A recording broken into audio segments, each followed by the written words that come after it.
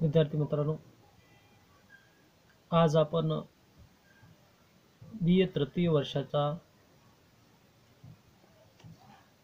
Semester 5वे आणि त्यामधील paper जो आधुनिक महाराष्ट्रातील समाजसुधारक या पेपरला प्रत्यक्ष सुरुवात करणार आहोत.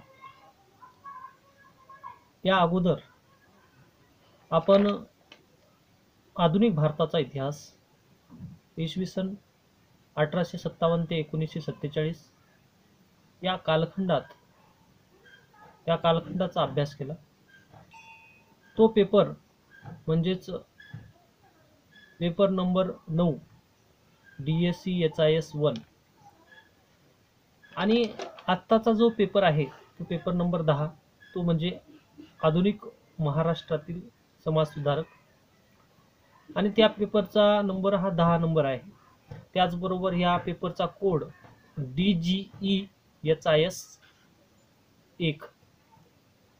आता बी ए तृतीय वर्षात सेमिस्टर 5व्या मधला हा पेपर आणि या पेपरबद्दल माहिती पाहत असताना सर्वप्रथम आपण या पेपरचं स्वरूप किंवा या पेपरच्या सिलेबसबद्दल माहिती पाहणार आहोत आजच्या पिरियडमध्ये. त्यामध्ये जे अंतर्गत गुण म्हणजे त्याला इंटरनल मार्क म्हणतात, ते इंटरनल मार्क म्हणजेच 10 गुणांची चाचणी टेस्ट, त्याच नंतर गृहपाठ म्हणजेच होम असाइनमेंट 15 गुणाचं, आणि सादरीकरण म्हणजेच जे काही सेमिनार हा 10 गुणांचा, एकूण 35 गुण जे इंटरनल मार्कमध्ये आपल्याला घ्यायचे आहेत किंवा इंटरनल मार्कमध्ये आपल्याला ते पूर्णपणे मिळतील. त्याचबरोबर लेखी परीक्षा ही 40 गुणाची.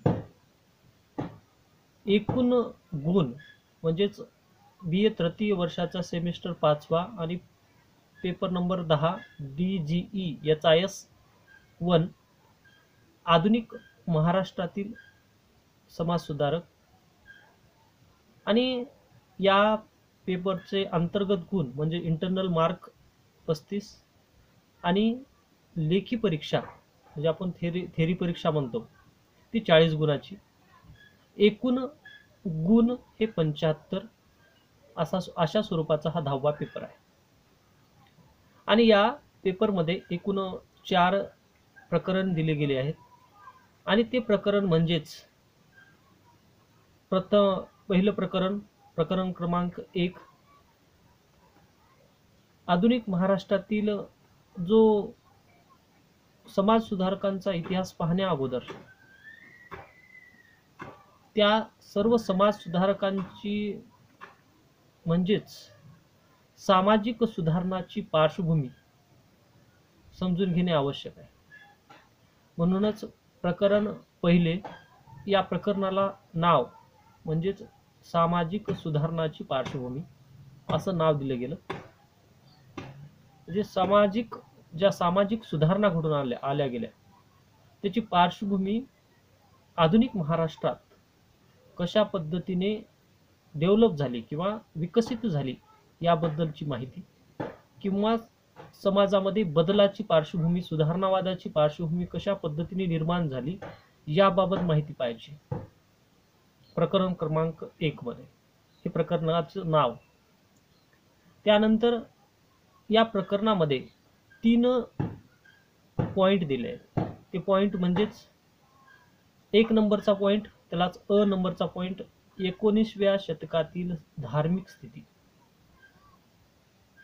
जो भारत आहे या भारतामध्ये आणि त्यामध्ये विशेषतः महाराष्ट्राचा जर विचार केला तर 19वे शतक, या 19व्या शतकामध्ये भारतातील समाज आणि या समाजामध्ये जी काही धार्मिक स्थिती कशा पद्धतीची होती, धर्माचं स्वरूप कशा पद्धतीचं होतं, धार्मिक स्थितीची माहिती या पॉइंटमध्ये समजून घ्यायची. त्याच पद्धतीने ब नंबरचा पॉइंट, त्यामध्येच 19व्या शतकातील सामाजिक स्थिती. समाजाचं स्वरूप कशा पद्धतीचं होतं. मानव हा सामाजिक प्राणी म्हणून ओळखला जातो आणि समाजामधल्या जी काही धार्मिक स्थिती आपण अगोदरच्या पॉइंटमध्ये जी थोडक्यात माहिती म्हणजे पॉइंट बघितला त्याच्याच पद्धतीने समाज आणि सामाजिक स्थिती 19व्या शतकामधली परिस्थिती कशा पद्धतीची होती ती समजून घ्यायची. त्याचबरोबर नंबरचा पॉइंट आहे त्यामध्येच 19व्या शतकातील राजकीय परिस्थिती, म्हणजेच 19व्या शतकात महाराष्ट्रातील राजकीय परिस्थिती कशा पद्धतीची होती. जे राजकारण म्हणजेच जी काही सत्ता होती ब्रिटिशांची सत्ता आणि या सत्तेच्या अंतर्गतच कशा पद्धतीने महाराष्ट्रामध्ये या सामाजिक सुधारणेला ही राजकीय परिस्थिती कशा पद्धतीने सर्वसमावेशक होती किंवा राजकीय स्थिती कशा पद्धतीची ही समजून घ्यायची. म्हणजे हे प्रकरण आपण समजून घेताना ज्या आधुनिक महाराष्ट्रातील समाज सुधारणा कशा पद्धतीने घडून आल्या गेल्या किंवा घडल्या गेल्या यासाठी कोणकोणत्या बाबी त्याला महत्वपूर्ण योगदान दिलं. त्यामध्ये धार्मिक स्थितीमुळे समाज सुधारणा घडून आल्या, सामाजिक स्थितीमुळे समाज सुधारणा घडून आल्या, राजकीय स्थितीमुळे समाज सुधारणा घडून आल्या. म्हणजेच धर्म, समाज आणि राजकारण या तीनही बाबीमुळे समाजामध्ये विविध समाज सुधारकांनी बदलाची पार्श्वभूमी घडून आणली आणि त्यामधूनच धार्मिक स्थिती, सामाजिक स्थिती आणि राजकीय स्थिती ही आधुनिक महाराष्ट्रातील एक समाज सुधारणाचा पाया रोवण्यासाठी एक महत्वपूर्ण बाब समोर आली. हे पहिल्या प्रकरणामध्ये आपल्याला समजून घ्यायचं. आणि या प्रकरणाचा उद्देश म्हणजे आधुनिक महाराष्ट्रात जी समाज सुधारणा किंवा समाज सुधारणेचा पाया रचला गेला, समाज सुधारक निर्माण झाले, त्यांनी समाज सुधारणा केल्या, त्यांना कोणत्या बाबीमुळे समाज सुधारणाकडे लक्ष देणं किंवा समाज सुधारणा करणं हे बाब महत्वपूर्ण आहे हे समजण्यास मदत झाली. हे 3 कारण होते, धार्मिक, सामाजिक आणि राजकीय. आणि त्या सर्व स्थितीची माहिती या सामाजिक सुधारणाची पार्श्वभूमी म्हणून समजून घेणं हे आपल्या सिलेबससाठी महत्वपूर्ण आहे. म्हणून हे प्रकरण हे जे काही समाज सुधारकांच्या अगोदर याबद्दलची माहिती पाहणं आवश्यक ठरतं. हे पहिलं प्रकरण. नंबर 2चं प्रकरण आहे ते म्हणजे महात्मा ज्योतिबा फुले.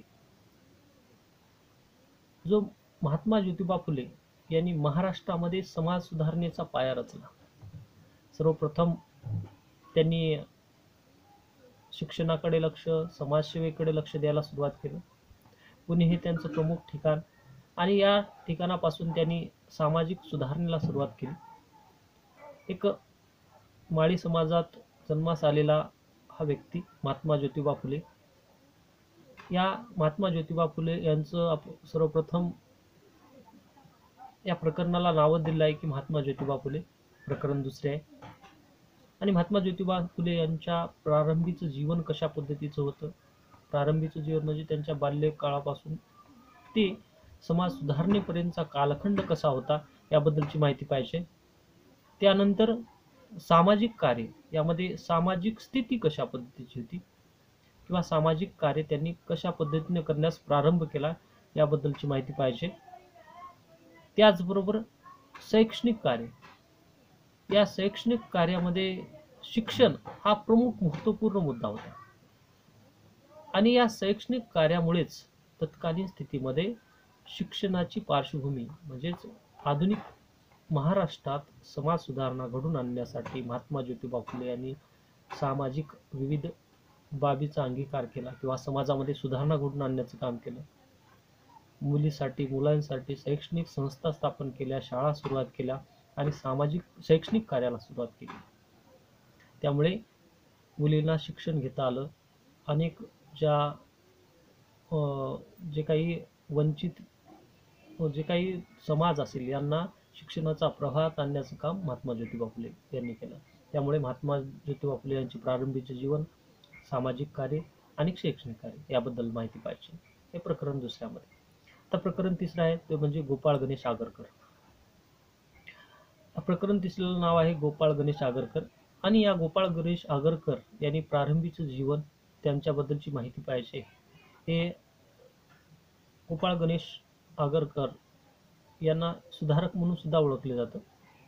आणि यांनी प्रारंभीचे यांचं जीवन कशा पद्धतीचं होतं, त्याचबरोबर सामाजिक त्यांचे कार्य कोणतं होतं, शैक्षणिक कार्य कशा पद्धतीने केलं, याबाबतची माहिती सुद्धा म्हणजे महात्मा ज्योतिबा फुले प्रमाणेच गोपाळ गणेश आगरकरांची ही 3 पॉईंट म्हणजे माहिती पाहिजे. ती म्हणजे प्रारंभीचे जीवन, सामाजिक कार्य, शैक्षणिक कार्य. आणि प्रकरण 4 विठ्ठल रामजी शिंदे. विठ्ठल रामजी शिंदे यांनी अस्पृश्यता म्हणजे जी काही जातीयता या निर्मूलनासाठी खूप मोठे प्रयत्न केले. त्यांचं प्रारंभीचं जीवन आणि सामाजिक कार्य कशा पद्धतीनं होतं, हे आधुनिक महाराष्ट्रातील समाज सुधारणातील प्रमुख हे 3 या सिलेबसमध्ये समाज सुधारकांची माहिती पाहिजे. आणि उर्वरित जे काही समाज सुधारक उर्वरित ज्या समाज सुधारकांची माहिती ही ज्या सेमिस्टर 6व्यामध्ये आपल्याला पुढे पाहायचे. तर आत्तापर्यंत म्हणजेच आपण जो 9वा पेपर समजून घेतला, त्याचा पूर्ण सिलेबस आपण अभ्यासला. आता 10वा पेपर अभ्यासताना आपल्याला या पेपरमध्ये सामाजिक सुधारणाची पार्श्वभूमी, महात्मा ज्योतिबा फुले यांची माहिती, गोपाळ गणेश आगरकर यांची माहिती आणि विठ्ठल रामजी शिंदे यांची माहिती, या 4 प्रकरणामध्ये आपला पूर्णपणे हा सिलेबस समजून घ्यायचा. आणि हा सिलेबस समजून घेत असताना आपल्याला फक्त महाराष्ट्राचा विचार करायचा. आधुनिक महाराष्ट्रातील हे समाज सुधारक आहे. आणि या आधुनिक महाराष्ट्रातील समाज सुधारकामुळे समाजामध्ये कशा पद्धतीने बदलाची पार्श्वभूमी निर्माण झाली ही पाहणं आवश्यक आहे. आणि या बदलाला तत्कालीन स्थितीमध्ये एक चांगल्या प्रकारची पार्श्वभूमी निर्माण होण्यास मदत झाली. आणि पुढे हाच कालखंड म्हणजे ह्याच समाज सुधारणामुळे महाराष्ट्र हा एक प्रगतिशील देश, प्रगतिशील राज्य म्हणून पुढे यायला लागलं. आणि या समाज सुधारणाचा पाया रचण्याचं काम या समाज सुधारकांनी केले. म्हणूनच आधुनिक महाराष्ट्रातील समाज सुधारक यांची माहिती आपल्याला पाहणं आवश्यक आहे. तर ही माहिती पाहत असताना आपण सर्वप्रथम प्रकरण पहिले आणि त्या प्रकरणाचं नाव म्हणजेच सामाजिक सुधारणाची पार्श्वभूमी, याबद्दल त्या प्रकरणाच्या नावाबद्दल माहिती पाहू अगोदर. म्हणजे प्रकरण पहिले आणि ते पहिलं प्रकरण हे आजपासून आपण सुरुवात करत आहोत. त्यामध्ये सामाजिक सुधारणाची पार्श्वभूमी. आता सर्वप्रथम सामाजिक सुधारणा आणि त्याची पार्श्वभूमी याबद्दल थोडक्यात माहिती पाहू. जो महाराष्ट्र आहे त्या महाराष्ट्रामध्ये ज्या काही सुधारणा घडून आल्या, या सुधारणासाठी काही महत्त्वपूर्ण बाबी लागल्या. त्यामध्ये महाराष्ट्रातील धर्म असेल, समाज असेल आणि राजकारण या 3ही बाबी समाज सुधारण्याचा पाया रचण्याचं काम तत्कालीन स्थितीमध्ये करण्याचं काम या समाज सुधारण्यामधून घडून येण्यास प्रारंभ झाला. आता या सामाजिक सुधारणाची पार्श्वभूमी समजून घेत असताना सर्वप्रथम आपण या सामाजिक सुधारणा या महाराष्ट्रासाठी का आवश्यक होत्या हेही पाहणं आवश्यक आहे. त्यामुळेच या प्रकरण पहिले यामध्ये आपल्याला अ नंबरचा पॉईंट दिले, तो 19व्या शतकातील धार्मिक स्थिती. एखादं काम करायचं असेल तर त्यासाठी विविधांगी बाबीने विचार करावा लागतो. त्याच पद्धतीने महाराष्ट्रामध्ये सामाजिक सुधारणा घडून येण्यासाठी किंवा का घडून आल्या त्याची काही कारणे असतात. ती कारणंही समजून घेणं आवश्यक. आणि ह्या सर्व सुधारणा 19व्या शतकातील होत्या. आणि ह्या सर्व सुधारणामुळेच 19व्या शतकातील जो महाराष्ट्र आणि तत्कालीन स्थिती यामुळे ही सर्व बाबी म्हणजे त्या काळामध्ये ज्या काही वेगवेगळ्या समाज सुधारणा घडून आल्या आणि ह्याला सर्व बाबीलाच 19व्या शतकातील धार्मिक स्थिती ही महत्त्वपूर्ण भूमिका बजावते. त्यामुळेच 19व्या शतकातील धार्मिक स्थिती ही कशा पद्धतीची होती ही बाब समजून घेणं आवश्यक आहे. तर आज आपण प्रकरण पहिले आणि त्यामधील सामाजिक सुधारणाची पार्श्वभूमी या पहिल्या प्रकरणाला सुरुवात करत असताना अ नंबरचा पॉईंट तो म्हणजे 19व्या शतकातील धार्मिक स्थिती याबाबतची आपण माहिती पाहणार आहोत. 19व्या शतकामध्ये ज्या आधुनिक महाराष्ट्रामध्ये ज्या पाश्चिमात्य जे काही संस्कृती आहे किंवा विद्वानांचा भारतीय समाज व संस्कृतीमधील अनेक दोष त्यांनी दाखवण्यास सुरुवात केली. आणि हे दोष जर नष्ट केले तर जो समाज आहे किंवा धर्म आहे हे प्रगतिशील बनेल किंवा त्याच्यामध्ये बदल घडून येईल, अशा प्रकारची मानसिकता सुशिक्षित भारतीयांच्या मनामध्ये वाटू लागली किंवा निर्माण झाली. त्यामुळे भारतातील ज्या काही सामाजिक आणि धार्मिक सुधारणा चळवळीला एक गती मिळाली आणि पुढे याच विविधांगी बाबीतून समाज सुधारणेचा पाया रचला गेला. त्यामध्ये 19व्या शतकामध्ये ज्या धार्मिक अंधश्रद्धा, रूढी, परंपरा या विविधांगी बाबीचा त्यामध्ये उल्लेख आढळून येतो. आणि पाश्चिमात्य शिक्षण पद्धतीचा प्रसार झाल्यामुळे ब्रिटिश भारतात आले आणि त्यांनी पाश्चिमात्य शिक्षण पद्धती व इंग्रजी भाषेचा प्रसार करण्यास सुरुवात केला. त्यामुळे जे काय असंख्य भारतीय त्यामध्ये महाराष्ट्रीयन असतील त्यांना युरोपीय शास्त्र, तत्वज्ञान, त्याचबरोबर तंत्रज्ञान, धर्म, संस्कृती, आचार विचारांचा परिचय होण्यास प्रारंभ झाला. त्यामुळे नव्या पाश्चिमात्य शिक्षणाने जी प्रगल्भ बनलेल्या भारतीय तरुणांच्या मनामध्ये युरोपीय ज्ञानामुळेच समाजातील रूढी असतील, परंपरा असतील, अंधश्रद्धा आणि भ्रामक समजुती या सर्व बाबी, त्यामध्ये जातीभेद, अस्पृश्यता इत्यादी ज्या दोषाची जाणीव होण्यास प्रारंभ झाला. आणि धर्मामुळेच ज्या काही समाजामध्ये सुधारणा घडून येण्यासाठी एक अडथळा निर्माण झाला होता, तो दूर केल्याशिवाय समाज हा सामाजिक व धार्मिक सुधारणा त्या करता येणार नाहीत. हे लक्षात आल्यानंतर ज्या भारतीय व्यक्तींनी, विशेषतः महाराष्ट्रातील व्यक्तींनी समाज सुधारणेचा एक पाया रचला आणि तो पाया तत्कालीन स्थिती महत्त्वपूर्ण मानला जातो. आणि ही पद्धती म्हणजेच पाश्चिमात्य शिक्षण हे 19व्या शतकामधील धार्मिक जाणीव किंवा महाराष्ट्रातील आणि भारतातील जी स्थिती आहे हे समजून घेण्यासाठी एक महत्त्वपूर्ण भाग म्हणून पुढे येण्यास प्रारंभ झाला. तर आतापर्यंत आपण सामाजिक सुधारणाची पार्श्वभूमी थोडक्यात समजून घेतली आणि 19व्या शतकातील धार्मिक स्थिती याबद्दलची काही प्रास्ताविक माहिती पाहिली. तर उद्याच्या भागामध्ये आपण नंबरचा पॉईंट म्हणजे आज आपण सुरुवात केला तो भाग म्हणजेच 19व्या शतकातील धार्मिक स्थिती याला प्रत्यक्ष सुरुवात करणार आहोत.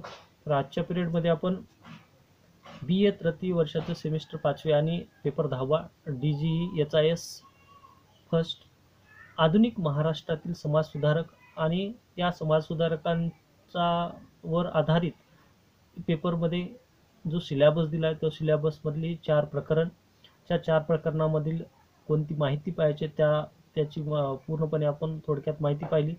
त्याचबरोबर प्रकरण पहिले आणि सामाजिक सुधारणाची पार्श्वभूमी आणि नंबरचा पॉईंट म्हणजे 19व्या शतकातील धार्मिक स्थिती याला सुरुवात आपण केली आणि त्यामध्ये थोडक्यात प्रास्ताविक मांडलं. तर उद्याच्या भागामध्ये आपण याच नंबरच्या पॉईंट पासून 19व्या शतकातील धार्मिक स्थिती कशा पद्धतीची होती याबद्दल एक महत्त्वपूर्ण माहिती हे आपण पाहणार आहोत. तर उद्याच्या पिरियडमध्ये हा भाग नंबरचा पॉईंट पुन्हा शिकवण्यात येईल. आणि आत्तापर्यंत मी जी माहिती सांगितली ही पूर्ण अभ्यासक्रम आणि त्याचबरोबर प्रकरणाला सुरुवात ही आजच्या पिरियडमध्ये झाली. उद्याच्या पिरियडपासून प्रत्यक्ष आपल्याला या नंबरच्या पॉईंटपासून सुरुवात करायची.